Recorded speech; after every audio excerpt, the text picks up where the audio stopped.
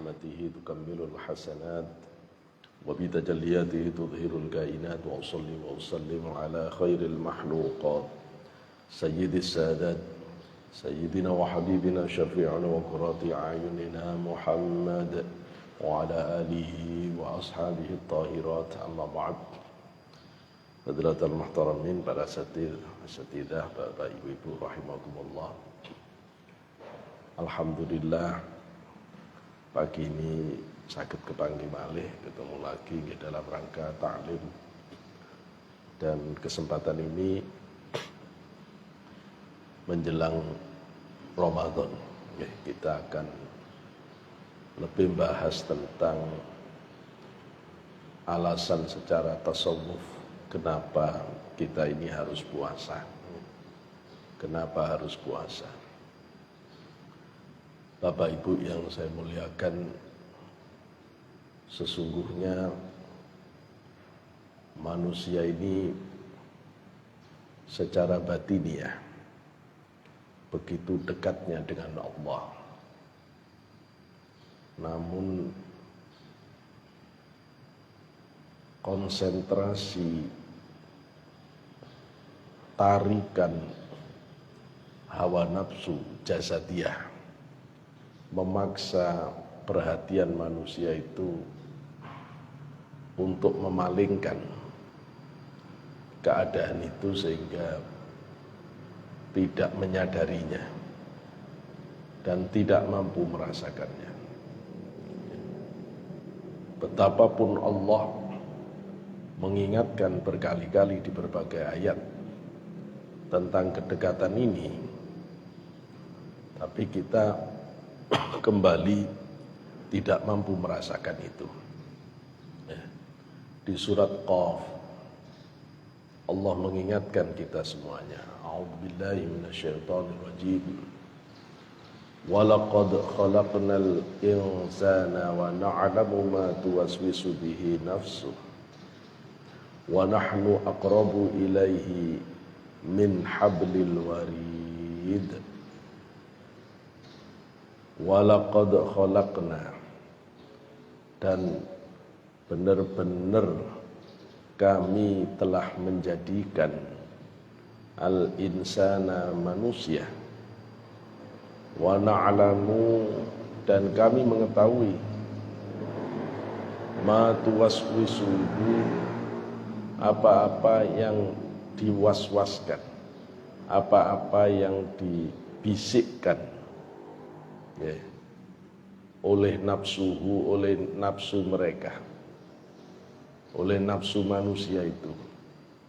Allah tahu apa yang dihembuskan, yang diinginkan oleh nafsu kita. Wa nahnu aqrabu ilaihi, wa nahnu, dan kami Allah, aqrabu, lebih dekat, ilaihi, kepada manusia, jasadnya, ruhaninya, min hablil warid, daripada urat nadinya. Bapak Ibu, ini ada dua bagian, ada bagian jasadnya, ada bagian ruhaninya. Badan kita ini wadahnya. Di dalam badan kita ini ada ruhaninya. Ada ruhaninya. Ruhaninya itu bangsa malakut, bangsa malaikat. Lebih mulia daripada bangsa jin setan. Tapi badannya ini badan kasar. Badan hayawan. Sudah sering kita bahas bahwa para ulama ahli thariqah tasawuf, seperti halnya juga dijelaskan oleh Imam Ghazali, mengingatkan bahwa badan ini karena dari jenis hayawan, maka mau tidak mau membawa sifat bawaan hewan, membawa natur kehewanan. Nah, sifat bawaan hewan itu ada dua. Satu sifat binatang buas, yang kedua sifat binatang jinak. Nah, sifat binatang buas ini ciri binatang buas. Kalau sifat nanti namanya jadi tabiat. Maka tabiat tabiat itu sifat dasar yang kalau orang itu tidak dibenahi ya begitu terus ya. Sifat dasar yang muncul dari jiwa binatang, dari karakter binatang jinak kita itu malas, seneng istirahat, moh kalau diajak taat, diajak sholat males, diajak zikiran males, diajak sholawatan males, diajak ngaji males. Ya situ memang begitu itu. Namanya nafsu kita itu begitu, namanya jiwa binatang begitu. Senengnya apa? Seneng makan. Seneng minum-minuman yang enak-enak. Senengannya kawin. Ya, senengannya itu. Ibu lihat orang muter-muter itu, kesana sini, lari sana sini. Paling yang dikejar kalau tidak makanan, minuman. Kalau tidak minuman, lawan jenisnya. Ya wis gitu. Kenapa orang sampai olahraga, keringatan, macam-macam, biar seksi. Tujuannya lawan jenisnya. Ya bulet. Bulet orang itu cuma gitu-gitu dok. Kenapa makannya dijaga, pola diet begini-begini, biar kelihatan bagus badannya. Tujuannya ya lawan jenis, seksualitas dan seterusnya. Bulet di situ dok orang. Ngomong-ngomong ya cuma makanan, minuman. Jangan lihat TV itu, iklannya semuanya badan, semuanya fisik, yang rambut, yang sabun, yang macam-macam ya, fisik semuanya. Itu kalau orang terus tidak menjadi ketarik ke persoalan itu, ya memang berat karena semuanya narik ke situ, Sehingga kita ini hidup itu seperti cuma untuk itu tok, Dan orang bisa bangga, karena bisa ngurusi fisiknya yang sudah bagus, pamer-pamerkan, distatus-statuskan. Makanannya karena punya makanan enak dipamer-pamerkan, distatus-statuskan. Ya Allah, ya orang cuma ini tok kerjaannya. Ya, itu namanya jiwa binatang jinak. Apalagi sifatnya binatang jinak itu bosenan. Sifatnya nafsu syahwat kita itu bosenan. Ya, bosenan. Kayaknya sekarang ini paling pingin tuh nasi uduk tempe hangat. Ya nasi uduk tempe hangat. Besok sudah tidak enak lagi, bosen sudah. Bosen. Cepet bosen kita itu. Ya cepet bosen. Ya. Sehingga harus ganti terus. Ganti lagi. Ya. Ada orang punya motor, dapat 3 tahun bosen. Punya mobil, dapat 5 tahun bosen. Terus bosenan orang itu. Rumahnya bosen ganti cat, ganti ini, ganti itu. Yang bosen ke istrinya, bosen ke suaminya juga banyak juga. Ya. Ya. Makanya terus ada yang macam-macam kelakuannya itu. Ya. Macam-macam kelakuannya. Kenapa? Karena dia tersandra oleh sifat dasar nafsunya yang bosenan itu. Nah terus gimana? Apa orang alim itu tidak kena bosenan juga, ya kena. Ya kena. Cuma dia alihkan itu tetap di dalam syariat. Ya. Karena itu Allah tidak melarang. Orang itu makanan ganti-ganti itu nggak dilarang. Sekarang makan rawon, besok makan gulai, besok pecel, besok lagi sayur lodeh, besok lagi sayur bening. Ya tidak apa-apa. Selama itu halal tidak apa-apa. Ya. Yang repot terus kalau sudah suami istri terus bagaimana? Kan tidak boleh ganti-ganti sudah. Ya tidak begitu. Ya. Yang harus dirubah itu suasananya. Ya. Harus pinter membuat suasana baru. Terus buat suasana baru. Karena memang begitu itu nafsu. Ya. Jangan monoton, berkeluarga itu jangan monoton. Bangun pagi begitu, setelah itu, ketahuan. Monoton. Udah gitu ya suaminya nggak kemana-mana, istrinya nggak kemana-mana ya. Itu lama-lama jenuh juga ya. Mending kalau suaminya masih keluar, ditunggu datangnya ya. Kalau istrinya ada kerja, ditunggu datangnya dan seterusnya. Pokoknya buat suasana yang menarik ya. Selalu buat suasana yang menarik. Ya memang nafsu itu begitu. Sampai orang itu bisa menundukkan nafsunya. Ya, kalau sampai nafsu itu sudah tidak berkutik, tunduk patuh, wah itu sudah namanya nafsu sudah tenang. Ya. Begitu juga nafsu binatang buas kita itu, yang disebut dengan nafsu syabu'iyah atau ghadab. Itu sifat dasarnya pemarah, pendendam. Jadi kita ini aslinya pemarah, pendendam. Terus kita ini dituntun oleh agama, tidak boleh marahan, tidak boleh dendam, suruh belajar nahan marah, suruh belajar memaafkan orang. Itu ya berat. Wong memang awalnya pemarah kok disuruh tidak marah. Dari marah disuruh tidak marah berarti kan nahan tidak marah. Dari semula nafsu kepingin macam-macam suruh nahan keinginan makan, nahan keinginan minum, nahan keinginan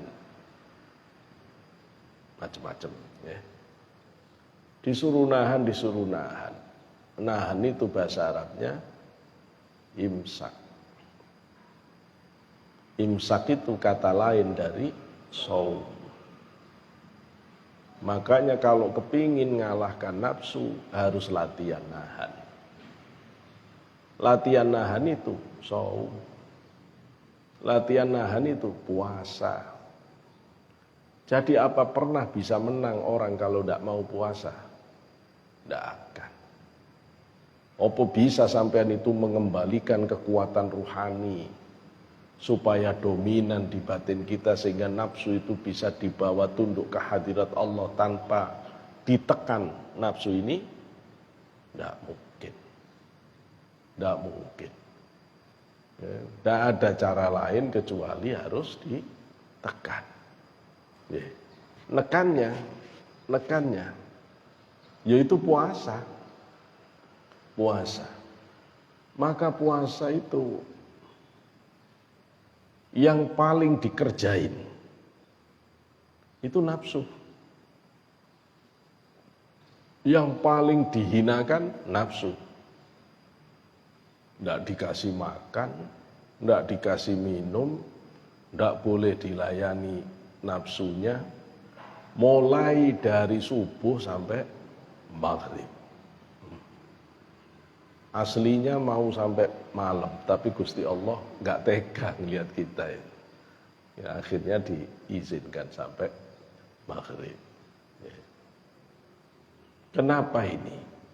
Supaya kita pernah berlatih mengalahkan nafsu. Ya. Berlatih mengalahkan nafsu. Nanti saya masuk ke sini lagi. Kenapa kita ini kok harus mengalahkan nafsu? Karena yang membuat kita itu berjarak dengan Allah, ya nafsu itu. Yang membuat kita ini jadi punya jarak dengan Gusti Allah, nafsu. Seandainya tidak ada nafsu, ya tidak ada jarak sampai ke Allah. Seandainya nafsunya itu sudah terkendali taat ke Allah, ya sudah tidak berjarak. Sudah tidak berjarak. Kalau sudah tidak ada nafsu, jenengan bisa merasakan apa yang Allah sebut wa nahnu aqrabu ilaihi min hablil warid. Aku ini lebih dekat daripada urat nadi yang nempel di tubuhmu. Deketan siapa? Ruhani ibu ke tubuh ibu. Ruhani bapak ke tubuh bapak. Dengan Allah ke ruhani bapak. Deketan Gusti Allah. Allah yang mengatakan wa nahnu aqrabu ilaihi min hablil warid. Kami ini lebih dekat ke ruhanimu daripada badanmu. Sebelum ruhani kita memberikan isyarat ke otak kita sehingga kita sadar kita kepingin rawon, Allah sudah tahu. Sebelum sampai di otak Allah sudah tahu pingin rawon sotik, gitu ya. Tahu. Jadi semua yang kita inginkan sebelum udah baca, udah ketahuan oleh Allah. Bahkan kalau Allah tahu sebelum wujud kita ini, ya. Allah sudah tahu. Sejak zaman qadim Allah sudah tahu. Allah sudah tahu. Ya. Jadi sebegitu dekatnya Allah itu di dalam Al-Quran. Allah mengingatkan. Surat Al-Anfal, Allah juga mengingatkan di ayat ke-24. A'udzubillahi minasyaitonirrajim wa 'alamu annallaha yahulu bainal mar'i wa qalbihi wa annahu ilaihi tuhsyarun. Wa 'alamu, ketahuilah oleh kalian semuanya, annallaha, sesungguhnya Allah, yahulu, Allah itu mendinding, mengantarai, bainal mar'i wa qalbi, antara dirinya orang itu dan hatinya. Antara ruhani dan jasmani itu ada ruang. Yo yang tahu Allah, kita yo nggak ngerti, meskipun kita punya, meskipun itu yo badan-badan kita. Karena itu kadang-kadang koneksi antara ruhani dan jasmani dibajak. Yang bajak setan. Dibajak, diberi instruksi-instruksi negatif. Curi. Ya. Sana lihatin, dibajak itu. Mestinya instruksi itu datang dari Allah, dari malaikatnya. Tapi karena orang ini nafsunya terlalu kuat, tidak bisa membedakan mana yang harusnya diambil, mana yang harusnya ditolak. Yang dituruti yang dari setan-setan. Kadang-kadang dibajak oleh jin. Nah, jin kalau sudah masuk ke dalam diri manusia, mengendalikan, terus suaranya ganti, tambah gede, ngakunya ini, itu, sampai kerasukan. Ya, kerasukan jin, ya kerasukan setan namanya. Ya tasorrok, kerasukan. Itu dibajak. Tapi kalau ibu bapak ini ahli dzikir, kalau sampai orang yang sudah dzikirnya itu menyatu, sudah benar-benar istiqomah, sampai hatinya itu benar-benar lekat dengan zikrullah. Itu kalau setan dekat, setannya yang kesurupan. Jadi setan itu bisa kesurupan. Seperti manusia bisa kesurupan. Makanya jenengan itu jangan mau disurupi setan. Ya, kalau bisa setan itu buat kesurupan. biar kapok dia, biar tidak deket-deket. Ya. Bisa kesurupan. Setan kalau kesurupan ditanya oleh temannya, kok kamu kesurupan kenapa? Jawab setan, aku deket-deket orang ahli dzikir, aku jadi linglung sendiri. Surupan. Siapa yang menceritakan ini? Syekh Abdul Wahab Asy'arani dalam kitab Al-Minahus Saniyah. Jadi itu beneran, bukan karangan saya. Bukan karangan saya. Jadi setan itu benar-benar bisa kesurupan. Allah jauh lebih canggih, ya, lebih dekat di diri kita daripada apapun. Di dalam surat Waqiah yang kita sering baca, Allah juga menunjukkan kedekatannya itu.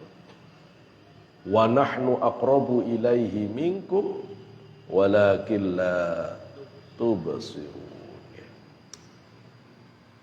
Kami ini sangat dekat kepada manusia itu. Cuma manusia kamu itu loh enggak bisa melihat. Dekat tapi enggak bisa melihat. Kita kan begitu dekat dengan angin, dengan oksigen, tapi ya enggak lihat. Akhirnya terus enggak ngerasa. Enggak ngerasa. Baru kerasa butuhnya oksigen kalau sudah harus masuki oksigen, baru ketahuan oksigen itu penting.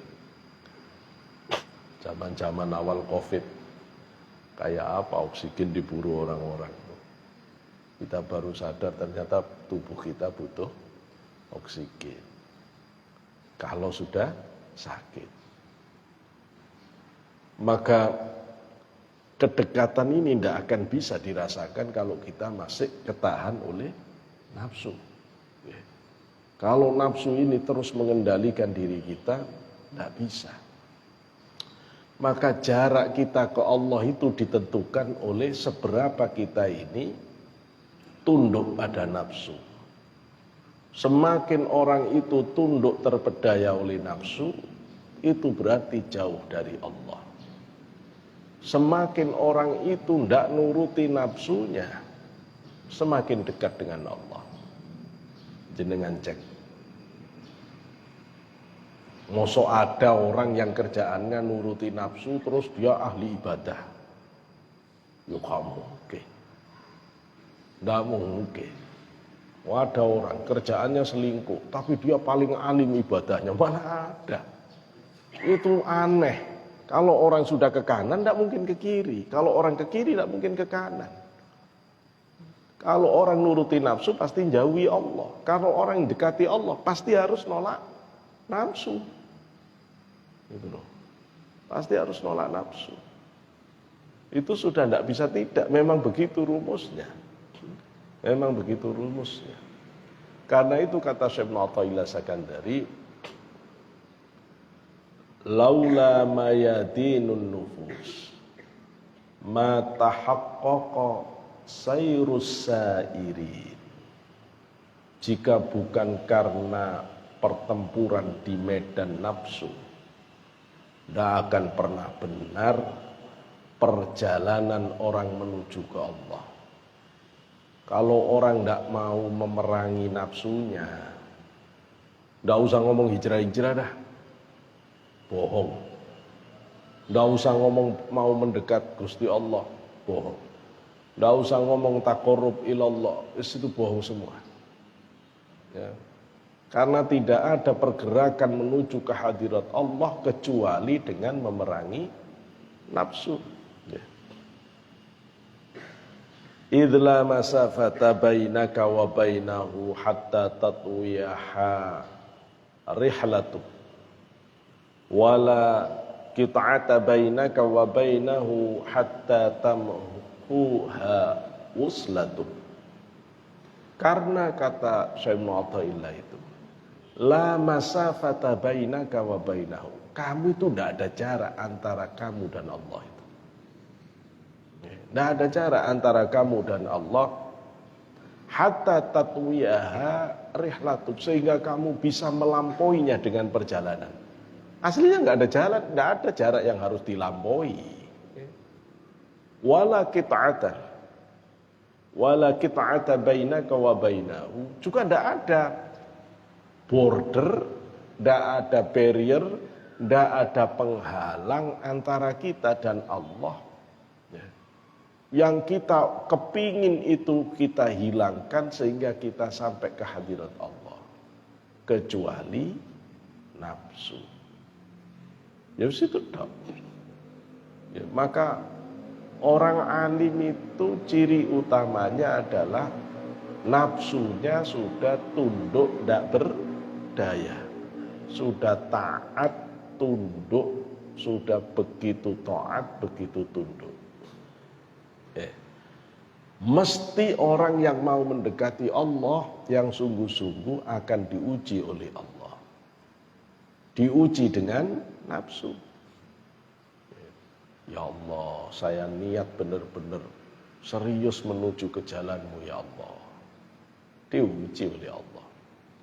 Asalnya miskin, usahanya disuksesin, dagangannya laku keras, sibuk belanja sana sini, sampai sudah ngaji udah lupa. Soalnya kalau minggu itu tambah rame. Sampai akhirnya pertemuan-pertemuan keagamaan wis gak bisa ikut. Sampai akhirnya sholat jamaah itu udah repot. Sampai akhirnya sholat itu sekedar-deder. Ayo. Allah akhirnya ngelihat, katanya cintaku. Baru ketemu dunia aja udah berpaling. Dasar pembohong. Ya? Pembohong. Ada lagi orang yang mengatakan, tulus saya ya Allah, kepingin dekat ke kamu ya Allah. Diuji oleh Allah. Sandalnya dihilangin. Motornya dihilangin. Pekerjaannya dihilangin. Istrinya hilang juga. Terus bingung. Ada gitu, bu, kisah nyata saya omong ini, bukan tidak nyata. Ada suami udah bingung. Istri saya hilang ya. Hilang gimana? Minggat kemana? Ya Allah, oh, ini ujian. Ya kalau orang itu tidak kuat, ya tidak sampai ke Allah, ya diuji. Yang sabar. Sampai yang diuji tidak sabar, tambah kacau pikirannya. Orang tidak sabar itu kan tidak bisa mikir. Kalau kita diuji dengan kesusahan, kok pikiran tambah mumet, itu tambah ruwet. Tadi yang tenang, tetap tenang, yang sabar. Dicari solusinya. Pakai nalar yang sehat. Walaupun itu nanti repot. Orang lagi susah kok disuruh mikir sehat. Ya tidak apa-apa, memang harus begitu. Kalau tidak kuat, akhirnya harus cari teman yang bisa membantu mikirin. Gimana aku susah nih. Gini loh, kamu harus begini. Nah, itu pentingnya teman itu. Temennya nggak bisa jawab, ayo nang kiaiku, ayo. Akhirnya diselesaikan kiainya. Ya itu pentingnya punya teman, punya kiai. Sehingga kemudian tenang, tetap bisa tenang. Tetap bisa tenang. Ya ini nafsu. Kalau enggak dikalahkan, ditempa, nggak bisa. Ada orang digoda dunia, tenang tetap. Allah ngasih uang banyak, nggak goyang, nggak ganggu, nggak perhatian. Diiming-imingi jabatan, nggak goyang. Diiming-imingi perempuan ngajak nikah lagi, nggak kepingin. Tetap kuat, khusyuk ke Allah. Kuat. Ya, kata malaikat, lulus kamu. Terus diuji dengan popularitas. Mosok jadi kiai selama ini tidak terkenal. Wah, ini mau dipromosikan, tidak tertarik. Mau di manajeri nggak seneng, nggak usah. Mau ini nggak, oh kuat, kuat. Diuji lagi oleh Allah. Ujian berikutnya, ada selera kepada selain Allah enggak? Ada kepingin-kepingin yang selain Allah enggak? Apa itu? Kepingin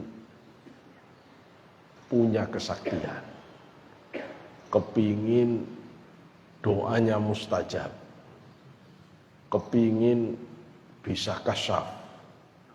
Lah ini nanti ketemu, diuji oleh Allah, ketemu makhluknya yang aneh-aneh, yang sakti, yang bisa ngelihat ini itu, tapi dari kekuatan jin. Lo bisa ketipu orang, lo bisa ketipu. Saya ngelihat orang-orang yang begini ini banyak. Maunya serius ibadah, maunya mendalami thariqah, maunya mendalami tasawuf, cuma kepingin punya guru yang ceritanya macam-macam. Akhirnya sekarang lagi viral juga, ini ada ustadz yang lagi rame. Akhirnya ngakunya gurunya itu sudah di atas langit 7. Kalau malam itu ngajinya dengan para wali, macam-macam. Terus macam-macam. Pasti ketemu begini ini, ya. Diuji oleh Allah. Benar ke Allah hatinya atau enggak? Ya. Dulu saya pernah ketemu orang yang awalnya orang ini mursyid, tapi akhirnya oleh gurunya diputus kemursidannya. Diputus. Tapi orang-orang yang nggak tahu, masih nganggap tetap mursyid. Sakti, ya, sakti. Meskipun dia ada di jarak dari sini sekitar mungkin antara 150 km. Ya. Itu kalau misalnya saya suruh cari di sini nih yang paling ganteng siapa, yang paling cantik siapa, dia bisa. Kalau saya suruh bongkar sejarah masa lalunya, bisa dia. Yang pernah dibuktikan. Dia bilang itu yang pakai jilbab ini, itu cantik anaknya, paling cantik ya. Itu dulu pernah punya pacar 3 orang. Yang pertama ini, yang kedua ini, yang ketiga nus. Ya apa sampean? Kalau ketemu orang kayak gini ya apa? Ayo, opo ndak terus? Ini guru saya ini. Lu hati-hati, ya. Hati-hati.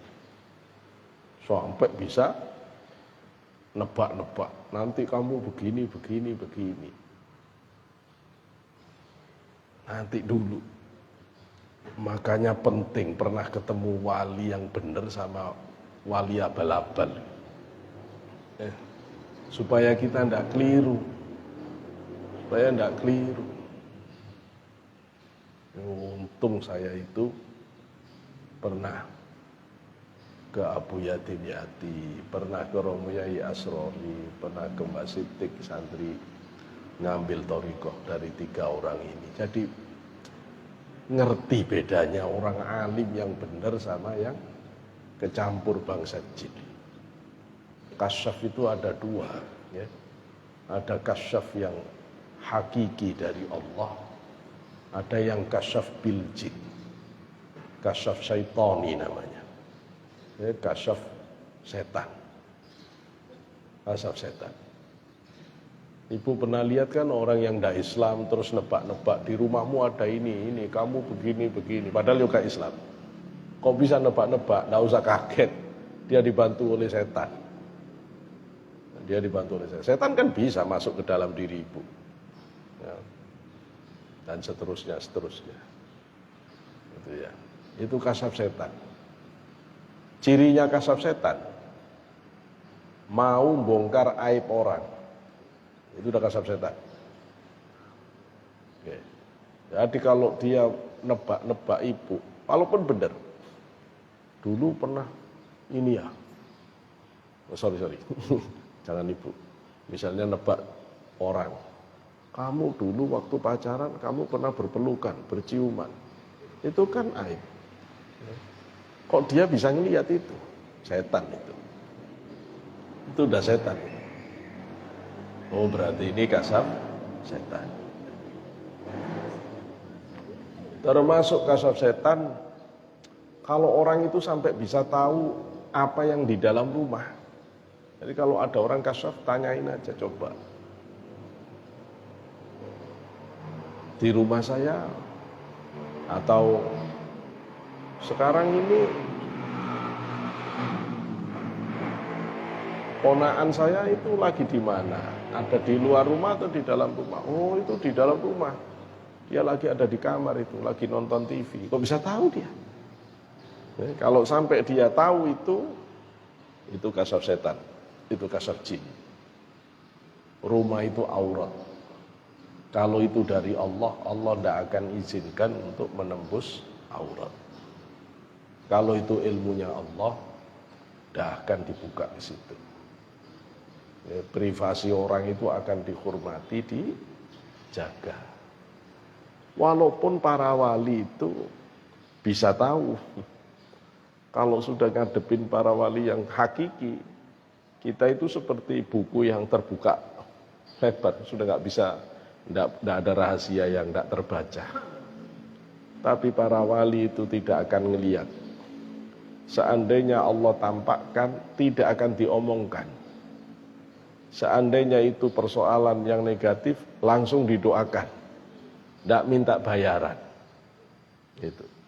Itu baru namanya kekasih Allah. Kalau ada orang datang, dia ini kena pengaruh jin nasab. Jin nasab itu kalau mbahnya dulu pernah kerja sama jin, meskipun dia tidak pernah ikutan karena dia cucu, tahu-tahu bisa ngelihat ini, bisa ngelihat itu, hati-hati. Bisa ngelihat itu seringkali jin nasab. Mbah-mbahnya dulu ada yang begitu, akhirnya dia itu. Yang bisa ngelihat ya jinnya. Jadi jinnya, sehingga dia bisa ngelihat ini. Tapi kadang-kadang nanti minta macam-macam. Loh ini terus bagaimana ini? Kalau kiai yang alim, yang benar kiainya Gusti Allah, ngerti begini itu ya enggak diomongin. Tapi kalau orang enggak diomongin, kamu ada jinnya ini. Ini yang ikut kamu ini besar ini bahaya kamu. Ya tambah takut orang. Tambah takut. Kecuali kalau disebut langsung diusir.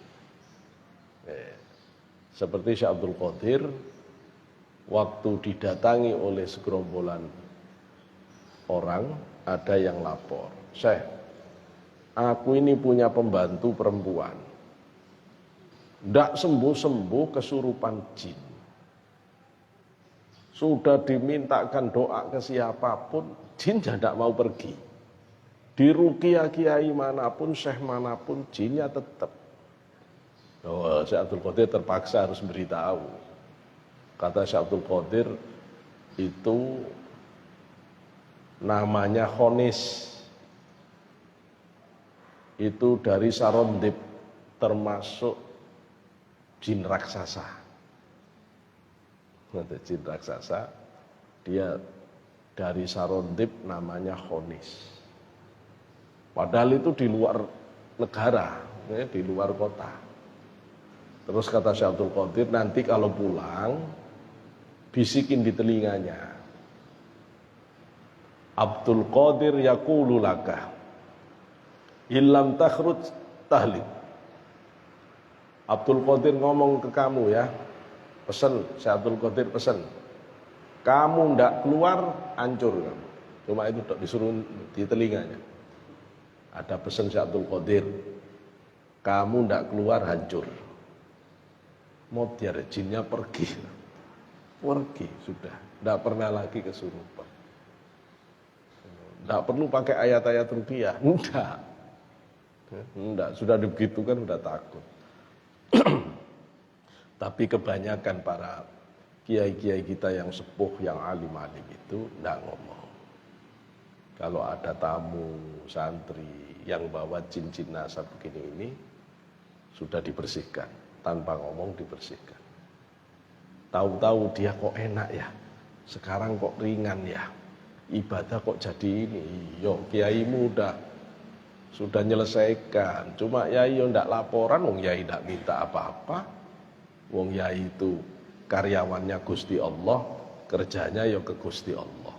Ndak pernah lihat dari manusia. Nah itu bedanya. Saya kembali ke nafsu tadi ya. Maka nafsu ini yang menjadi jarak antara kita dan Allah. Ya, karena itu kalau kepingin dekat kepada Allah, ya nafsu ini yang harus ditempa. Loh, menempa nafsu, menundukkan nafsu supaya bisa taat kepada Allah. Seperti yang sudah sering dijelaskan, karena ini Ramadan harus diulang lagi. Biar paham dan jalaninya enak. Ya.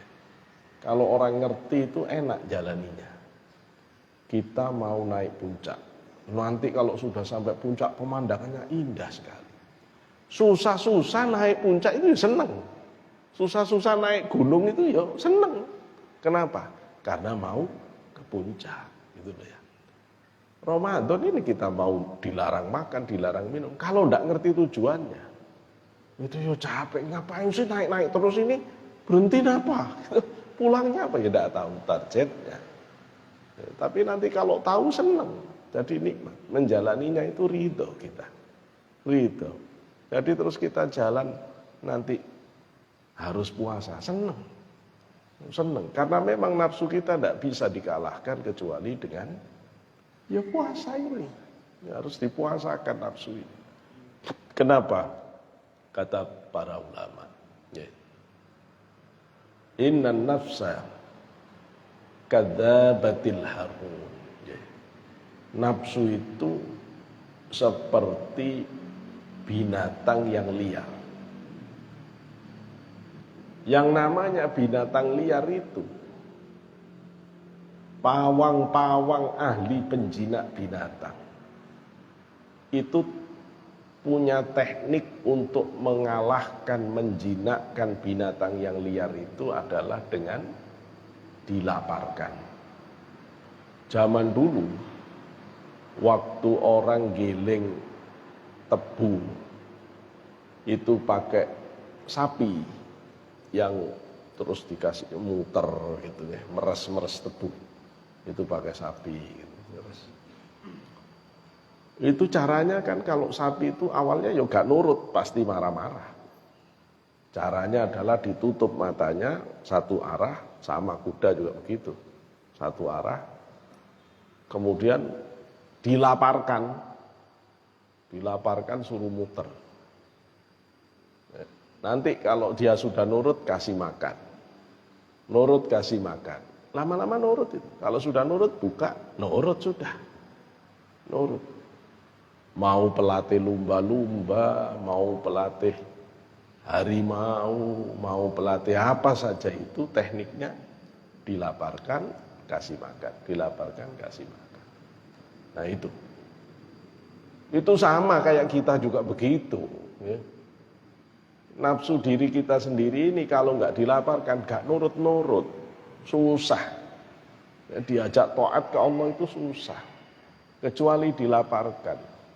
Begitu lapar dari subuh, bergerak nafsu. Apa nafsu tidak bergerak? Hati bergerak, ya, ruhani bergerak. Coba nanti lihat, ringan mana ibu jalanin ibadah saat puasa sama ndak puasa. Ringan puasa. Masjid ini rame mana? Saat puasa sama enggak puasa? Ya puasa. Banyak mana perbuatan baik manusia itu saat puasa sama enggak puasa? Puasa. Karena itu puasa itu kata para ulama, asyamu babu kulli ibadah. Puasa itu pintu dari semua ibadah. Jenengan kalau sudah puasa, ibadah yang lain itu kena.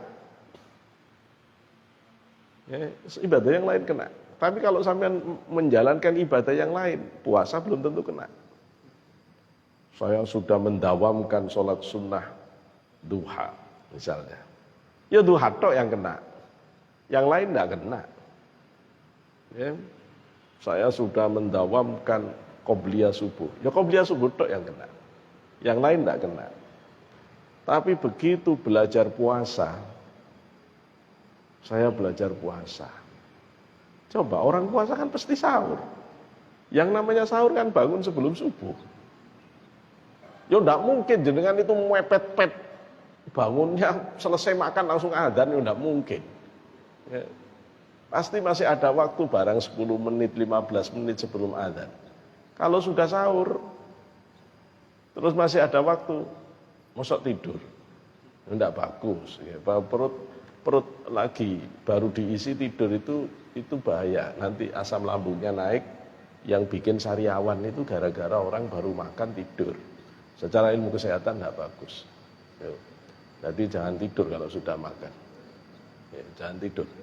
Biasanya kalau ada orang puasa kok gampang sariawan. Itu penyakitnya kalau sudah sahur tidur, gitu loh. Sudah sahur tidur, supaya jangan tidur. Ya.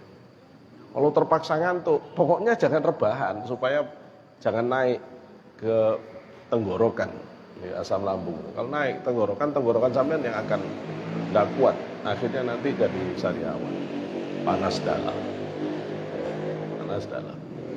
Kalau terpaksa ngantuk banget ya tetap nyandar aja, kudu nandar gini biar posisinya ini.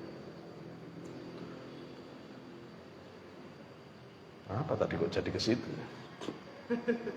Jadi orang berpuasa itu harus mampu memanage ini semuanya. Begitu puasa dilakukan, sholat malam jalan, ya. Masih ada waktu tak sholat witir, tak nambah sholat tahajud. Ini mumpung ba'da sahur masih ada 10 menit. Allah seneng menjelang subuh orang istighfar itu disenangi Gusti Allah. Aku tak istighfar. Astagfirullahaladzim, astagfirullahaladzim. Meskipun sambil layah-layah, tapi mulut tetap istighfar. Atau sholawatan, atau dzikiran. Ada yang tak ngaji. Loh, jadi jalan, qiyamul lail jalan. Kemudian setelah subuh, biasanya sudah bingung, yang ibu-ibu udah bingung kejar tukang sayur sana, sayur harus kejar. Soalnya harus nyiapin sarapan. Ya. Gara-gara puasa, sudah tidak lari kemana-mana. Ya, sudah mau puasa semua, diam. Mosok diam, akhirnya ngaji. Ya. Sampai waktu duha, biasanya sarapan, tidak sarapan. Akhirnya sholat duhanya kena. Ya. Nah terus biasanya zuhur itu langsung selesai sholat zuhur makan.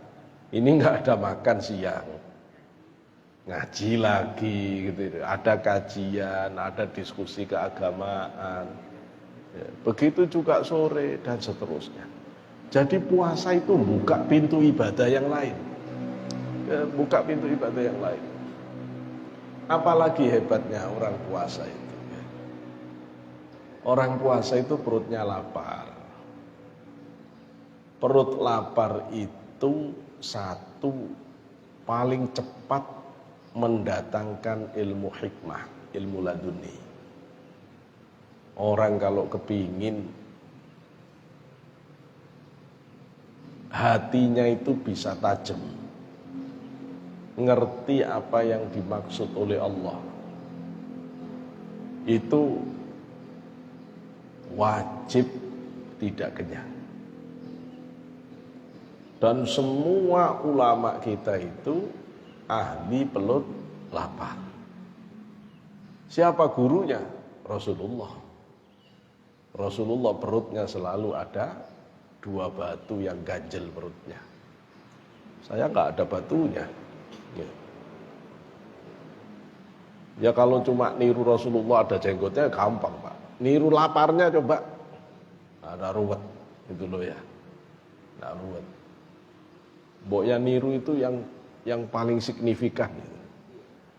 Ya, kalau jenengan bisa niru laparnya Rasulullah hebat. Ya, Rasulullah itu tidak pernah kenyang seumur hidupnya. Sebagaimana dijelaskan oleh Abu Nuaim Al-Asbahani, tidak pernah kenyang. Kekeluarganya, Rasulullah itu tidak pernah berturut-turut kenyang. Keluarganya Rasulullah. Kata Sayyidah Aisyah, aku tidak pernah selama berkeluarga dengan Rasulullah itu 3 hari berturut-turut kenyang, itu tidak pernah. Kalau sekarang kenyang, besok lapar. Bahkan kata Sayyidah Aisyah, aku tidak pernah makan 2 kali. Selama berkeluarga dengan Rasulullah tidak pernah makan 2 kali. Kalau makan 2 kali, pasti yang kedua itu kurma. Nah kita, pagi sarapan, ntar lagi bakso, ntar lagi ngemil, siang dikit makan. Udah, terus kita ini. Terus kita ini.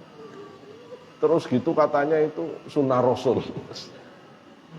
Sampai niru makannya aja sudah tidak kuat gitu loh ya. Niru makannya Rasulullah tidak kuat. Saya juga nggak kuat. Nggak kuat Pak. Kita niru Rasulullah itu tidak kuat. Rasulullah itu makan itu cuma negakkan tulang punggung. Itu. Aturan makan yang benar di Islam itu sekedar menegakkan tulang punggung. Kalau tidak kuat, kata Rasulullah, sepertiga. Perutmu isi sepertiga. Sepertiga perut itu diukur oleh para sahabat. Setelah diukur, itu isinya adalah 9 sampai 12 suapan 3 jari. 9, ya tenang, saya 9 suapan insya Allah sampai gini ya bukan gitu ya. 3 jari, 9 suapan. Ya, jangan dikepel-kepeli dulu. Terus baru 3 jari ya, malah itu ya podo ae gitu ya. Ya. Jadi 3 jari 3 suapan. Sayyidina Umar itu sehari semalam 9 suapan. Cukup Sayyidina Umar. Ya. Jadi semua orang alim itu begitu. Saya baru ngerti orang alim doyan makan ya zaman sekarang. Ya, zaman dulu nggak ada. Orang berani jadi kiai ya karena kuat lapar. Nggak ada zaman dulu kiai terus doyan makan, nggak ada. Walaupun kiai itu paling dihormat, kalau makan paling dikasih gini. Tapi kiainya sendiri ya enggak. Kalau memang kiai benar-benar itu nggak ribut makanan. Kalau saya ribut makanan itu ya murid, gitu loh ya. Ya masih murid, masih tersandra oleh kenikmatan fisik. Itu murid masih, gitu ya, masih murid. Jadi nggak boleh begitu. Maka ya tapi saya tidak melarang orang makan. Makanan halal dilarang Pak Sodik ini melanggar Quran hadis. Ya boleh. Cuma kalau mau latihan ngalahkan nafsu ya gak ada pintunya. Ya memang harus begitu. Ya harus berani mengalahkan nafsu. Itu yang pertama. Kalau orang itu ahli lapar, cepat kebuka ilmu hikmah. Terus kalau orang kebuka ilmu hikmah itu apa? Kita bisa tahu dia kebuka ilmu hikmah. Ngomongnya itu dalam. Ngomongnya itu benar dan dalam. Kalimat-kalimatnya itu dalam. Tidak bisa orang itu punya kalimat dalam kalau tidak ahli lapar. Terus kalau orang itu lapar, ngomong, itu tembus ke hati yang diomongi. Tapi kalau orang itu kenyang ngomong, itu ngambang. Akhirnya mustami'nya cuma bisa ketawa-ketawa, setelah itu ya tidak ada yang membekas di hatinya. Itu rahasianya kenapa kiai-kiai zaman dulu itu tidak pakai macam-macam, ya, tidak pakai improvisasi, tidak pakai lagu, tidak pakai teori dakwah. Kok orang jadi alim semua? Yang sekarang sudah pakai ini, pakai teori, pakai ya tidak hasil-hasil. Kenapa? Syarat utamanya tidak dapat, lapar. Yai itu belum ngajar sudah nangis doa ke Allah supaya santrinya diberi ilmu manfaat.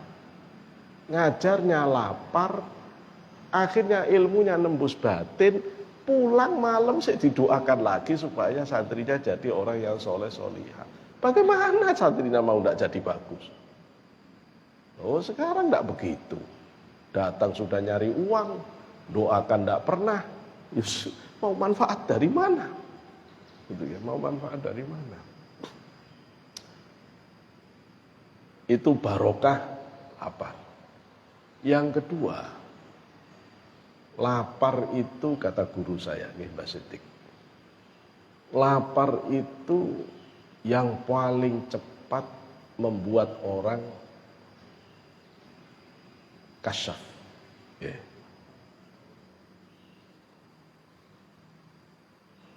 Sehingga dia bisa tahu macam-macam itu lapar. Bahkan kata para ulama, orang yang ahli lapar itu meskipun tidak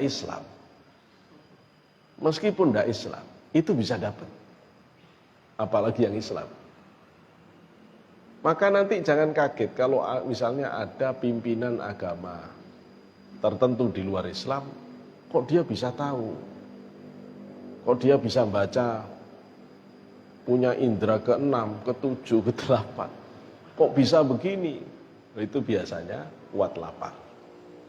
Ini kuat lapar. Orang kuat lapar itu di antara barokahnya bisa begitu. Tapi kita ndak itu. Kita ndak mau ke situ-situ, kejauhan. Kita itu cuma kepingin menjinakkan nafsu.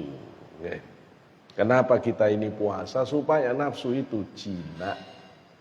Kalau nafsu itu jinak, nurut, diajak sholat nurut, diajak ngaji nurut, diajak dzikiran nurut. Nurut dulu saja. Apa langsung nurut? Ya enggak. Karena enggak nurut, paksain. Dipaksa-paksa dikit. Memang dulu Pak Sodik sebelum seneng dzikiran itu terus langsung seneng dzikiran. Ya enggak, males. Lihat tasbih kayak ngelihat api neraka gitu. Mau pegang kayak panas. Ya dilawan gitu ya. Dilawan dari kecil sudah dilawan, seneng. Akhirnya seneng. Seneng dzikiran, seneng sholawatan, seneng. Sampai seneng. Ketika orang itu belajar untuk menyapih nafsu, itulah cara pertama untuk bisa orang itu berangkat menuju ke hadirat Allah. Tidak ada jalan orang untuk bisa sampai ke hadirat Allah kecuali orang itu mau nyapih nafsunya. Kata para ulama, kalau balita itu tidak mau disapih dari ASI ibunya, selamanya dia tidak akan pernah tahu macam-macam makanan yang jauh lebih nikmat dari itu. Selama orang itu tidak mau menyapih nafsunya dari dunia ini, dia tidak akan bisa merasakan kenikmatan batiniah yang jauh lebih hebat dari kenikmatan zahir. Maka cara untuk bisa menikmati kenikmatan batiniah, fatamun nafsi. Sapih nafsu itu.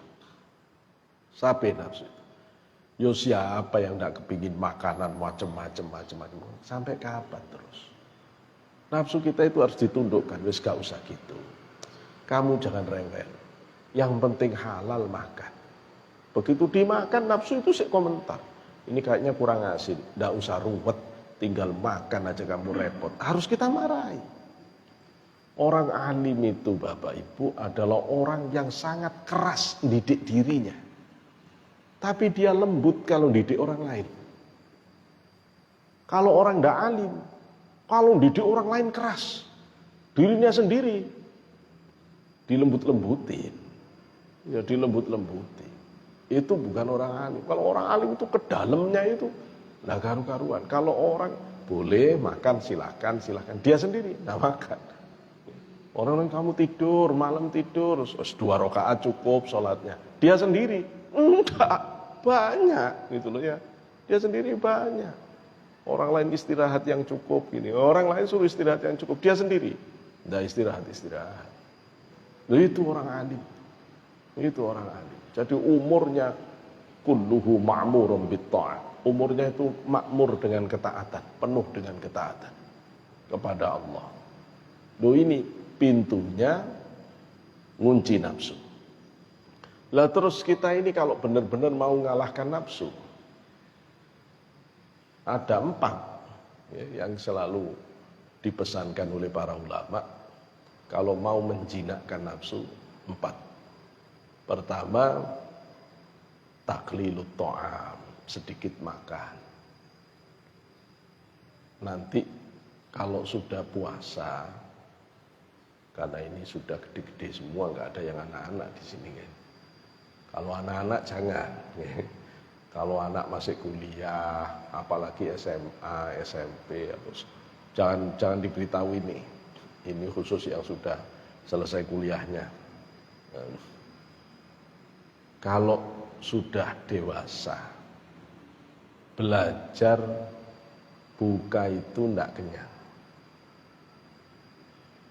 Insya Allah itu lebih berat daripada puasanya.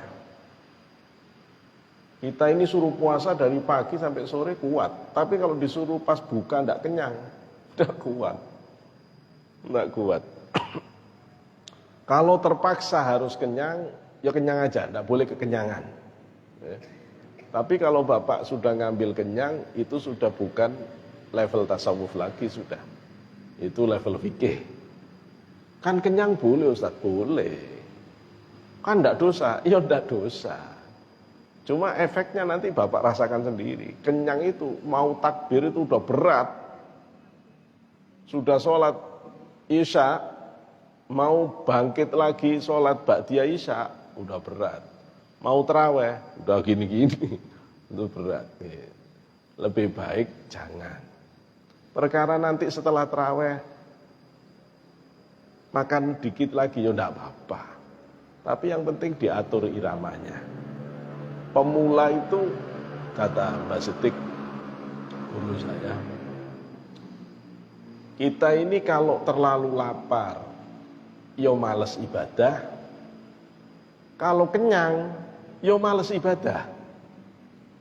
Jadi yang bagusnya, itu jangan kekenyangan. Tapi perut sudah ada isinya. Itu insya Allah bagus. Untuk ibadah bagus. Terus kalau kita tidur juga jangan kekenyangan. Kalau tidurnya kekenyangan itu bangunnya udah susah. Tapi kalau sampai jenengan bisa tidur dalam keadaan perut yang lapar mungkin nggak kuat ya, malah nggak bisa tidur. Perut yang tidak kenyang. Tapi memang kalimatnya begitu para ulama. Siapa yang tidur dalam keadaan perut yang lapar, dalam keadaan suci, dia dikelilingi bidadari selama tidurnya. Tapi untung nggak lihat. Kalau lihat Bapak pura-pura tidur terus, tidak bangun-bangun gitu ya. Jadi orang itu banyak keistimewaannya ketika dia sedang lapar. Apa keistimewaan lain? Orang lapar itu doanya mustajab, Ibu. Jadi nanti kalau sudah Ramadan, hati-hati. Jangan serampangan ngata-ngatain orang, doakan orang. Kita itu kalau sudah puasa itu mustajab, ya. Doanya mustajab. Jadi jangan seenaknya.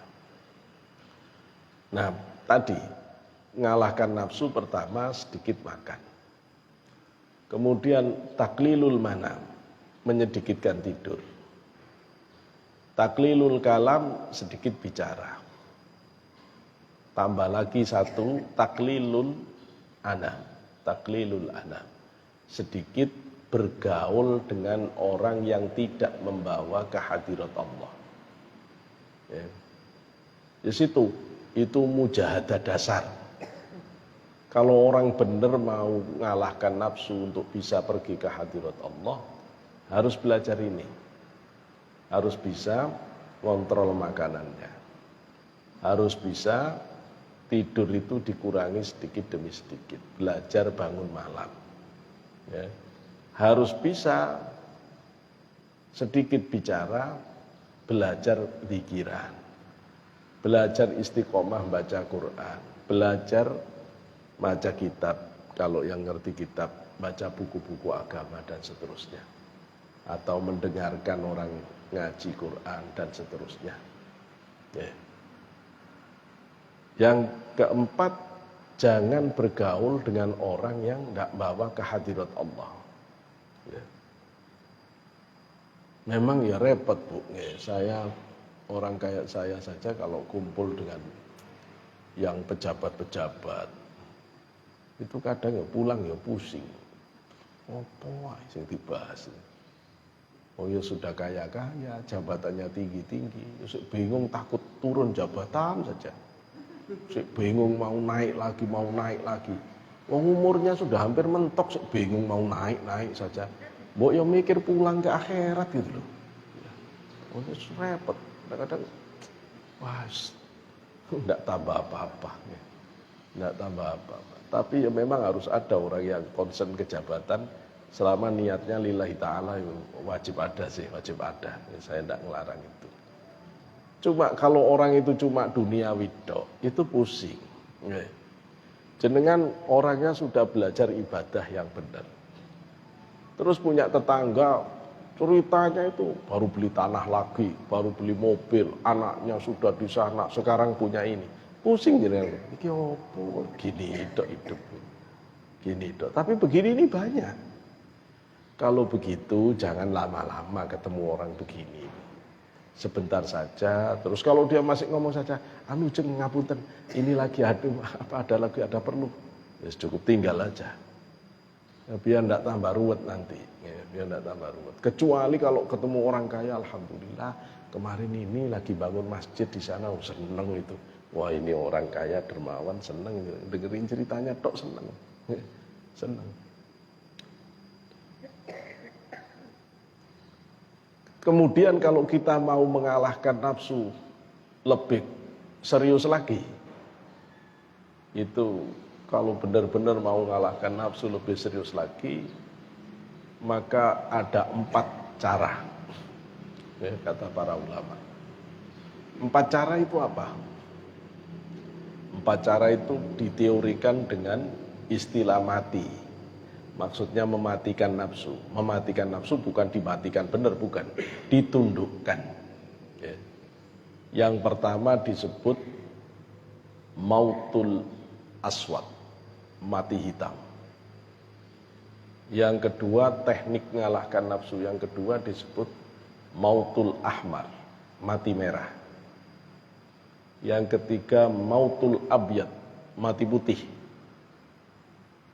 Yang keempat mautul ahdor, mati hijau.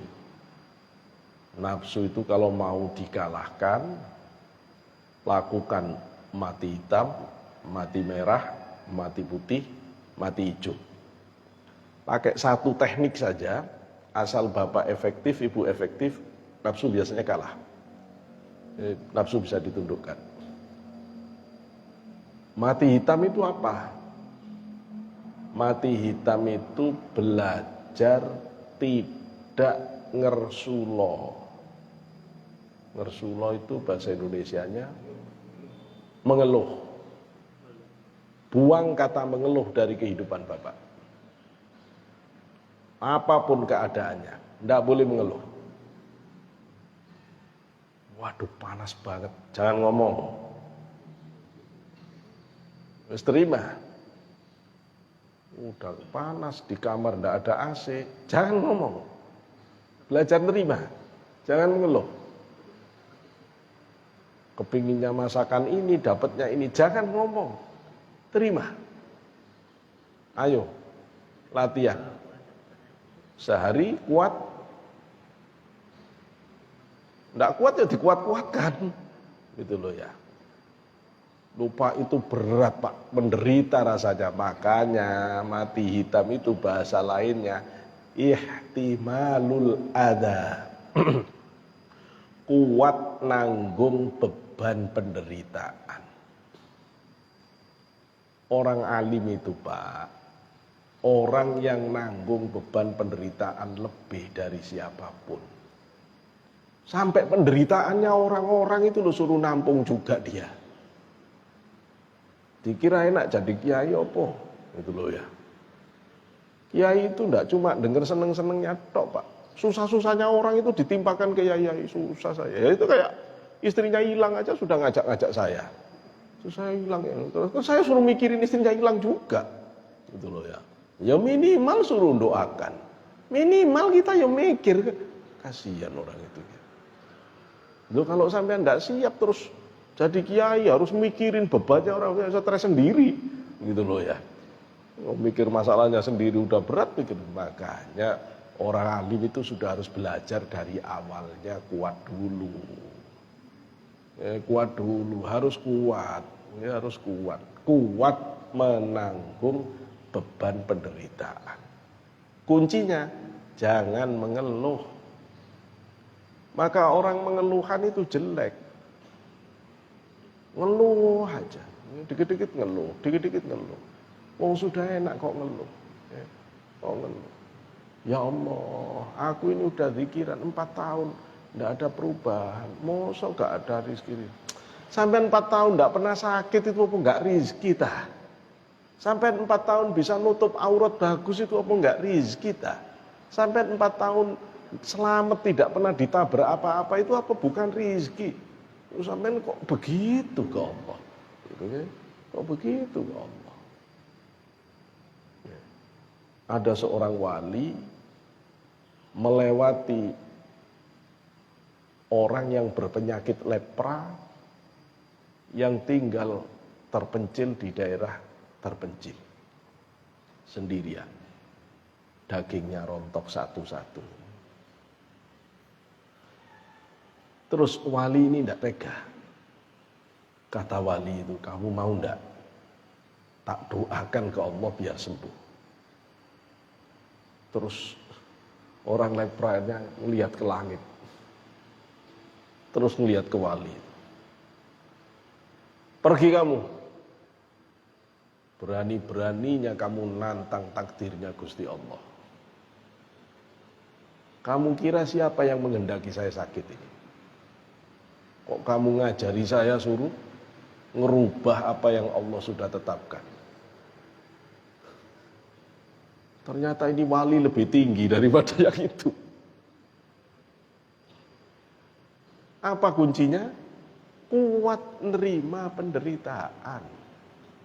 Waktu Nabi Zakaria itu masuk ke pohon, ditunjukkan oleh iblis kepada raja agar dipotong di persis leher, potong sini, gergaji, grek, begitu kena lehernya Nabi Zakaria, grek, jerit Nabi Zakaria, refleks biasa, semua orang pasti begitu. Begitu jerit, malaikat turun, kata malaikat Jibril, kamu jerit sekali lagi, dicabut pangkat kenabian. Ini sudah takdirnya Allah. Ya terima, ya diterima. Ya, nanti kalau pulang, wong sudah dari ngaji, istri sudah benar-benar solihah, sampai di rumah kok moro-moro marah, nggak usah ngeluh. Ya. Wong niatnya baik, bapak ngaji bener, sampai di rumah kok disalah-salahkan anak. Bapak nggak tanggung jawab. Yo yang sabar. Ya sabar terima. Kadang-kadang memang begini. Tidak semua kebaikan kita itu dipahami orang lain. Kadang anak kita nggak ngerti kok kalau kita itu punya niat yang sangat baik. Nyalahkan tok. Apalagi anak zaman sekarang. Yang katanya anak zaman now itu. Taunya nyalahkan ibu bapaknya tok. Nggak bisa hormat. Saya paling bingung kalau bahas ini. Nanti saya mau bahas bab birrul walidain. Bahaya anak-anak sekarang. Bahaya sekali. Nggak ngerti cara hormat ke orang tua itu, nggak ngerti. Nggak ngerti. Tapi bukan sekarang waktunya. Belajar kuat nahan. Orang alim itu kuncinya. Jenengan bisa ngalahkan nafsu kalau kuat nahan. Maka orang alim itu kalau ditanya, kalau ketemu orang alim itu jangan ini enak ndak yai? Loh kalau yai itu ya semuanya enak. Bahas situasinya ndak enak ya enak. Sampean pikir-pikir sendiri kalau sama kiai yang alim itu pikir-pikir sendiri. Yai mau minum teh apa kopi atau sampean pikir sendiri. Itu loh ya. Kecuali kalau yainya ada penyakitnya baru ditanya. Oh yainya ndak ada penyakitnya, sampean pikir-pikir sendiri. Ini enaknya kalau segini ini kopi, kasih kopi. Ini enaknya kalau gini ini kasih susu, kasih susu. Ini enaknya pikir-pikir sendiri. Ya itu apa yang dikasih pasti diterima. Nggak usah nanya kalau ya, ini mau makan ya sudah usah.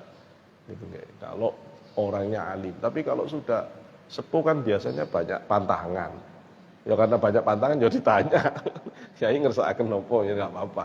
Tapi kalau yai itu benar-benar kiai yang alim, sudah tidak punya selera. Percuma sampai nanya. Itu repot kalau sudah suaminya itu sudah tidak lagi punya selera. Istrinya bingung. Mau masak apa mas? Tidak dijawab ini istri tanya. Dijawab itu wong di hati itu udah tidak kepingin apa-apa. Masa terus mau masak apa? Terserah. Besok ditanya terserah. Ya kasihan istrinya kan pingin masakkan persis. Wis ngomong aja sekenanya. Mau masak apa? Sing kira-kira ndak ngerepotin istri. Apa? Misalnya, saya kok kepingin ini ya. Tempe dipenyet. Kan gampang untuk tempe penyet. Tempe penyet. Terus apa? Sama sayur bening. Kan gampang enggak ribet. Ya cari yang mudah-mudah. Tapi belajarnya jangan ngeluhan. Jangan mengeluh. Mulai dari hal yang kecil. Jangan ngeluh pada semua yang ada di rumah. Ya. Jangan mengeluh pada apapun perlakuan dari istri kita, anak kita, suami kita. Wes yang kuat sabar. Yang kuat sabar. Kalau kepingin nafsu ini tunduk di hadapan Allah. Satu, itu namanya teknik mengalahkan nafsu dengan mati hitam. Yang kedua, mautul ahmar. Mati merah. Tekniknya mati merah ini gimana? Ngalahkan nafsu dengan mati merah. Jangan nuruti apa yang diinginkan. Ini berat. Ya berat. Kalau wali-wali nurutin ini ekstrim. Kita jangan tidak kuat, tidak kuat. Malik bin Dinar itu tidak makan kurma itu sampai lebih dari 25 tahun. Itu kayak kita tidak makan nasi. Jadi makanannya orang Timur Tengah itu kan yo orang Syria. Ya itu ya makanannya kalau tidak gandum ya kurma orang sana itu. Loh terus kok dia nolak diri tidak makan kurma sampai 25 tahun. Kita tidak usah sampai segitunya. Maksud saya gini, kalau mau mengalahkan nafsu itu jangan dituruti terus-menerus. Ya sesekali dituruti, Pak. Kalau kita tidak nuruti terus-menerus, kayaknya mau jadi wali. Ya, dituruti tapi jangan segitunya. Ya jangan. Ya kalau yang wajar-wajar monggo. Tapi kalau sudah keterlaluan jangan. Nafsu itu kadang-kadang kurang ajar juga memang. Ya harus dilawan, harus dilawan. Ya mosok seminggu apa 1 bulan tidak pernah keluar rumah. Ya tidak apa-apalah keluar rumah. Makan di luar. Ya kalau memang ada uangnya ya monggo silakan. Nanti ketemu saya bawa keluarga, terus di restoran atau di rumah makan, katanya ndak boleh nuruti nafsu. Ya enggak begitu juga. Ya keluarga itu perlu dibahagiakan. Ya. Hidup itu biar ndak monoton. Niati jangan nuruti nafsu. Niati nyenengkan keluarga. Sedekah, pahala. Ya, niati menyenangkan istri, menyenangkan anak-anak. Ya pahala. Ya meskipun cuma jalan-jalan, ya, niatin itu. Ini mosok setahun tidak pernah keluar-keluar, ayo keluar kota. Niatnya apa? Niat rihlah. Niat ngelihat ciptaan Allah di tempat lain. Loh itu termasuk sunnatul aulia. Itu termasuk kebiasaannya para wali. Ayo cenderung dicek. Coba Anda ke gunung-gunung di Indonesia. Rata-rata ada petilasan wali. Saya naik ke Gunung Arjuno dulu di Jawa ini yang paling sulit didaki Gunung Arjuno di Malang itu. Batu. Itu naik sampai di atas. Ada petilasannya Maulana Ishak, abahnya Sunan Giri. Saya mikir, abahnya Sunan Giri sampai sini ngapain? Ya. Melihat ciptaan Allah supaya nambah kagum ke Allah. Itu termasuk zikir. Berarti kalau ke Bali itu zikir, ya zikir asal Bapak jangan lihat yang macam-macam loh ya. Gitu loh ya. Asal yang dilihat gunung beneran, gitu loh ya, yang dilihat pantai beneran. Tapi yang bahaya kan terus ngelihat sebelah-sebelahnya. Kalau gitu jangan ke sana, cari yang Bapak aman gitu loh ya. Yang Bapak aman. Boleh begini boleh, cuma jangan terus-terusan dituruti. Kalau kepingin sekarang misalnya kepingin rendang, jangan makan rendang. Nggak wis, saya tak makan pecel tempe. Ini lagi ngebet kepingin pecel tempe. Nggak, saya tak makan rendang. Saya kok kepingin es campur. Nggak, saya tak minum air putih. Saya kepingin air putih adem. Saya tak makan campur. Jadi dibolak-balik nafsu itu. Ya, dibolak-balik. Tujuannya apa? Tujuannya biar nggak nuntutan. Yang jelek itu nuntutannya. Nanti kalau bapak nuntutan, ibu nuntutan, pasti penyakit berikutnya kecewaan. Gampang kecewa. Loh, kalau sudah begini, itu cengeng, rohani kita lemah. Nuntutan kecewaan, tidak jadi orang alim. Belajarnya kalau gitu jangan nuntutan. Tidak nuntutan itu belajar nggak nuruti. Nanti kalau bapak lagi kepingin tidak dituruti oleh istrinya, tidak marah. Ya tetap senyum. Karena bapak bisa sadar mungkin istriku ini capek, mungkin ini. Malah dipijitin istrinya, malah itu. Coba kalau bapaknya begini apa istrinya tidak senang. Ya mesti senang. Coba, baru gini marah-marah, sudah tidak keluar rumah, terus tidak pulang-pulang, ya rusak ini gara-gara apa? Gara-gara tidak kuat, ya. Tidak kuat nahan keinginan. Orang itu kalau sudah hebat nahan keinginannya, itu sudah alim orang itu. Ya. Belajar untuk tidak terus-terusan nuruti keinginan. Kapan ini jadinya? Kalau bapak nggak keturutan, nggak kecewa. Keturutan, ya gak seneng-seneng amat, biasa. Kalau sudah biasa begini batin, selesai. Hebat nafsunya itu. Yang ketiga, mati putih. Teknik mati putih itu dengan puasa. Dengan belajar lapar. Udah tadi penjelasannya panjang. Yang terakhir, mengalahkan nafsu itu dengan mati hijau. Mati hijau itu gimana? Belajar sederhana. Ya, sederhana, jangan bermewah-mewah, sederhana saja. Ya. Sederhananya tiap orang itu beda-beda, tergantung penghasilannya.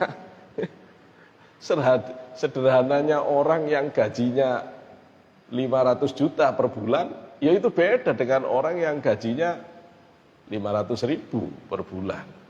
Ya beda. Jadi yang penting sederhana dalam konteks orang masing-masing. Saya itu sederhana begini, ini udah sederhana. Ya sudah, nanti belajar terus ke bawah, terus ke bawah, ya. Terus ke bawah sampai ke batas yang mungkin kita bisa lakukan itu. Ya. Ini targetnya apa sih kok kita belajar sederhana ini? Tidak sombong, ya. Tidak sombong, tidak ujub. Tapi kalau Bapak Ibu itu orangnya sudah tidak ada sombong-sombongnya, Bapak Ibu itu orangnya tidak ada ujub-ujubnya, yo silakan pakai baju bagus, silakan punya mobil bagus. Yang penting nafsunya sudah kekunci. Oh, itu teorinya. Maka ada kiai yang bajunya mewah, tapi di dalam itu sudah dikunci, Pak. Tapi begini ini juga bahaya, murid tidak ngerti, akhirnya niru mewahnya, tidak niru ngunci dalamnya, ya itu repot. Tapi ya tidak bisa disalahkan. Nanti kiai-kiai yang benar-benar alim di hadapan Allah itu sama dalamnya, cuma beda luarnya tok. Apa tidak ada ulama yang alim, yang waliullah, yang dekat Gusti Allah, tapi tampilannya necis, perlente? Banyak. Imam Qutb Abu Hasan Ali Asyadzili, pendiri Thariqah Syadziliyah, hampir tidak pernah berpakaian kecuali mahal-mahal, bagus-bagus. Sehingga orang-orang Syadziliyah sampai sekarang itu biasanya keren-keren, pengusaha-pengusaha macam-macam gitu. Kenapa? Dulu pimpinan walinya keren, keren. Gua yang pakai ini. Sandalnya Bu, sandalnya karena dulu terompah ada yang diapit oleh jari kaki itu dari emas. Sampean pernah lihat di sini ada sandal ada emasnya, terus ditaruh di depan gitu aja. Seumur hidup saya belum pernah lihat. Ya. Itu saking kayanya orang sandalnya emas, mobilnya juga mobil, keretanya itu berlapis emas. Imam Qutb Abu Hasan Asyadzili. Pakaiannya itu pakaian kebesaran. Coba saya tanya, Ibu tahu enggak bajunya Imam Hanafi itu harganya berapa? Jubahnya Imam Hanafi. Saya hitung dengan krus kita. Itu kalau tidak salah hitungan saya itu bajunya Imam Hanafi itu harganya sekarang ini sekitar 500 juta satu, setengah M. Saya kaget, keren Imam Hanafi, jubahnya setengah M, setengah M. Bahkan ada yang MM-an. Kenapa? Imam Hanafi itu keturunan Raja Persia. Dia itu mbah-mbahnya itu raja-raja Persia. Memang orang kaya. Nah, kaya kan juga tidak bisa ditolak, Pak, gitu loh ya. Sama kayak miskin nggak bisa ditolak, gitu loh ya. Jadi tidak ada masalah di dalam persoalan yang semacam ini, tapi latihannya tetap dengan kesederhanaan. Dan terakhir kalau saya lihat survei-survei hari ini, Pak, ternyata orang yang benar-benar kaya itu hampir semuanya di dunia ini tampilannya sederhana. Ya. Lihat sudah Bill Gates,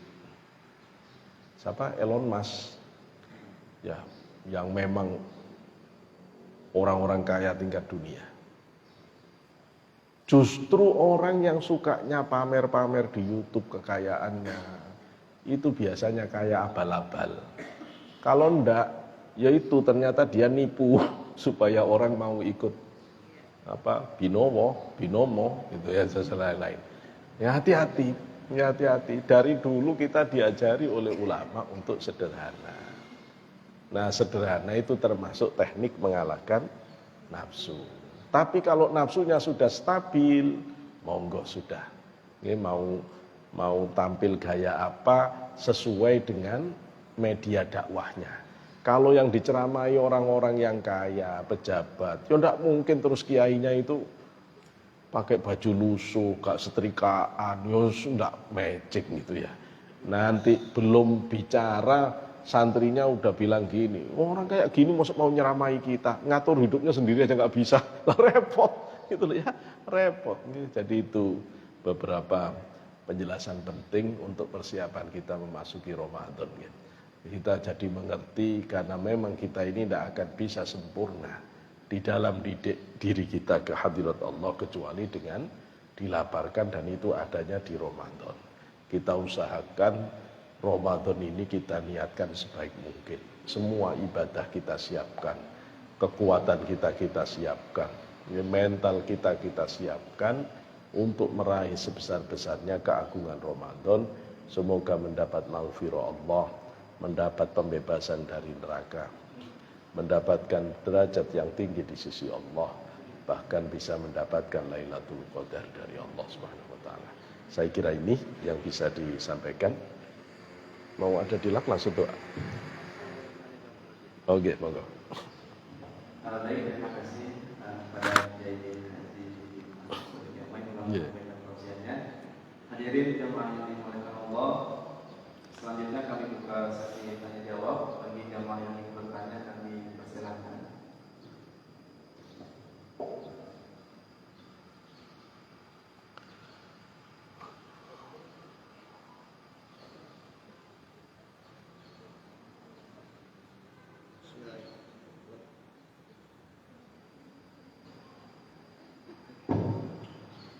Bismillahirrahmanirrahim. Assalamualaikum warahmatullahi wabarakatuh. Assalamualaikum warahmatullahi. Kiai Haji, begini ya. Tadi kan memang dikatakan lapar itu kan bisa membersihkan hati atau kasih. Dalam kehidupan sehari-hari kan banyak pro dan kontra terhadap lapar mungkin. Lapar membuat kita sakit. Kalau sedangkan orang yang kenyang itu pun juga ada penyakitnya juga gitu, ya, karena terlalu kenyang. Nah, pertanyaannya bagaimana cara menyikapi diri ketika kita dilanda lapar maupun kenyang supaya kita bisa mujahadah nafas, bisa mengendalikan diri sendiri. Itu saja pertanyaan saya. Jazakumullahu khairan. Wassalamualaikum warahmatullahi wabarakatuh. Waalaikumsalam warahmatullahi wabarakatuh. Masuk. Ya, kalau lapar nanti masalah. Kalau kenyang juga masalah. Lapar jadi penyakit, kenyang jadi penyakit. Ya udah, enggak usah lapar, enggak usah kenyang, sedang-sedang saja, kan gitu aja. Ya gitu saja. Jadi untuk masyarakat umum ya memang begitu jawabannya. Jadi sedang-sedang saja. Tapi nanti orang itu akan tahu bahwa ruhani itu punya kekuatan kalau orang itu sudah biasa latihan. Ya. Bagi orang yang tidak pernah puasa sunnah, jam segini ini udah lapar. Ya. Udah lapar, apalagi tadi tidak sarapan. Udah mulai marah-marah perutnya. Kelamaan ngaji, lapar, belum sarapan gitu. Marah-marah dulu ya. Tambah zuhur, tambah marah-marah. Apa benar sebenarnya kita itu jam segini ini lapar? Tergantung kebiasaan. Pada orang yang biasa puasa, dalam segini ini saya kenyang enggak karuan, betul. Saya penuh perut ini. Bahkan sampai maghrib itu kadang-kadang saya enggak lapar. Itu loh ya. Bisa 2 hari itu saya enggak lapar. Ada Pak. Gitu. Sampai ada 3 hari itu enggak lapar. Ya. Ulama kita yang bernama Abdullah Sahal Al-Tustari, makannya itu paling cepat 3 hari sekali, seringkali 7 hari sekali. Gitu loh ya. Kenapa kok bisa begini? Ruhaninya menguat, sehingga dia sudah bisa main dengan kekuatan ruhani. Kalau kita itu ruhani kita lemah, sehingga kekuatan kita menumpu di jasmani. Sehingga kalau jasmani ini tidak kita kasih makan, benar-benar lemah kita itu. Benar-benar lemah. Maka caranya ya dilatih kekuatan rohani itu. Nah, puasa Ramadan itu akan nguji. Allah mau tunjukkan kamu itu punya kekuatan lain. Tidak cuma fisik tok. Nih sekarang tidak tak kasih makan, tidak tak kasih ini. Nanti biar kamu tahu. Nah, mestinya ini terus dilatih di luar Ramadan, tetap dipertahankan Senin, Kamis. Senin, Kamis kebanyakan, ya udah Ayyamul Bid, 13, 14, 15 setiap bulan. Saya kepingin lebih, ya Senin, Kamis. Senin, Kamis sih kurang, tambah tengah bulan. Senin, Kamis tambah tengah bulan. Sih kurang, tambah awal bulan, akhir bulan. Itu sudah sama dengan puasa Daud. Nah, tidak percaya, coba kita hitung. Senin, Kamis 2. Dalam satu bulan ada 4 minggu. 2 kali 4, 8. Ditambah 3, 11. Ditambah awal, akhir. Berapa?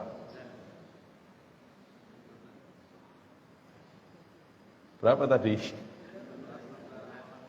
13. Sudah dekat, mirip puasa Daud.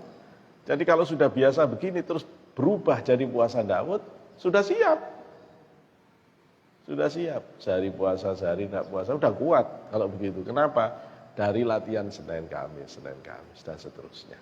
Kalau misalnya saya Senin, Kamis saja, ya tidak apa-apa. Saya dapat sunnah. Tapi latihan supaya tahu, ya. Supaya tahu ada kekuatan. Coba kalau saya tanya, orang tidak tidur malam, apa kuat? Ya tidak kuat. Memang itu orang biasa. Ya kalau begitu nanti sarannya saya ya, yang penting 15 menit sebelum subuh bangun sholat. Itu secara kedokteran tidak ada masalah. Tapi kalau jenengan itu belum terbiasa, tiba-tiba sudah bangun dari jam 12 sampai subuh. Insya Allah kuat cuma sehari 2 hari. Besoknya tidak kuat sudah. Konstruk badannya itu belum support untuk itu. Dan belum ada kekuatan rohani yang Allah berikan. Sehingga tidak kuat orang itu. Sewajarnya saja. Pelan-pelan. Nanti ada kekuatan itu dari Allah. Kekuatan dari Allah itu yang membuat orang itu tambah kuat. Nah ini itu latihan rohani namanya. Tapi kalau kita masih belum bisa, ya jangan. Tapi kalau misalnya Pak, saya ada sakit ini, kalau ada sakit ikuti aturan dokter. Ya, kalau sudah ada sakit ikuti dokter. Ya, terus bagaimana? Saya kepinginnya puasa terus, tapi saya ini punya ini, ganti ibadah yang lain. Saya kalau kepinginnya puasa, tapi ternyata saya ini ada ini, ya sudah ganti. Gantinya apa? Sedekah. Setiap hari kasih makan orang miskin 1. Sudah sama itu pahalanya dengan puasa. Kasih makan dan seterusnya. Ada cara-cara ibadah yang lain. Kalau orang itu tidak bisa optimal di satu ibadah, bisa main dengan ibadah yang lain. Silakan makan, tapi pastikan makanannya jangan sampai tidak halal. Sudah tidak apa-apa, makan terus. Sudah tidak puasa kecuali yang wajib. Ya tidak apa-apa. Nggak apa-apa. Tapi yang penting panjenengan jaga. Jangan sampai kemasukan yang haram. Ya. Terus nafsunya dikalahkan dengan apa? Tadi, kalau tidak bisa mati putih ya mati hijau. Kalau tidak bisa mati hijau ya mati merah. Kalau tidak bisa mati merah ya mati hitam. Kalau mati merah tidak bisa, mati hitam tidak bisa, mati putih tidak bisa, mati hijau tidak, kok mati aja yang benar. Itu loh ya. Wis repot, gak ada jawaban kalau begitu gitu ya. Gitu ya. Yeah.